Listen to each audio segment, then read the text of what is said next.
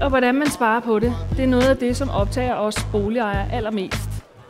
Og det er ikke så underligt, fordi energipriserne de kender kun én vej, og det er op.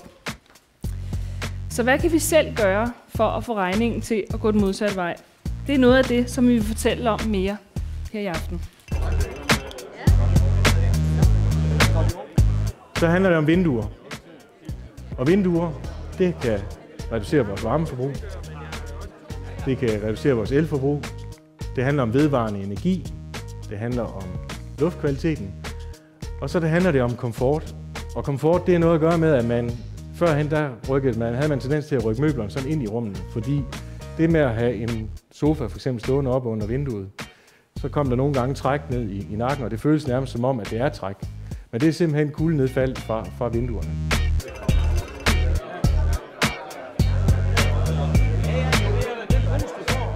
Danfoss har en masse erfaring med varmepumper. De har mange års erfaring med varmesystemer.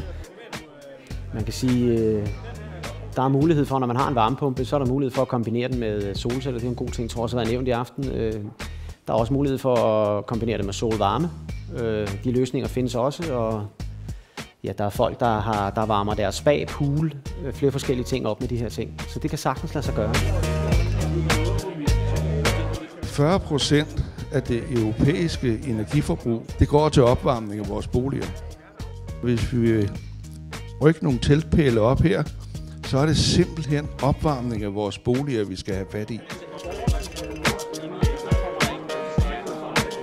Alt tæller, men begynd det rigtige sted.